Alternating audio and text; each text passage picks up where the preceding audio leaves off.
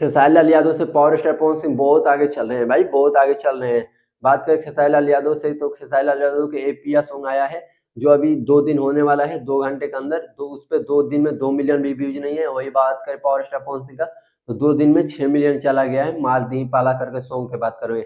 और साथ ही में बात करते हैं जो बिग अपडेट एक और आया है कि राजा रंगबाज गाना खेसारी लाल यादव के रंगबाज गाना से आगे चल रहा है भाई, आगे चल रहा है, बहुत ही आगे चल रहा है भाई। अब बात करें इंस्टाग्राम पे तो बहुत बहुत बहुत आगे, 1.5 लाख रील्स आगे चलना कम बात नहीं होती है। और बात करें जो अभी यूट्यूब पे भी आगे हो रखा है व्यूज के मामले में, 5-10 हज़ार कुछ उससे ज़्यादा ही आगे अब निकल गया है भाई।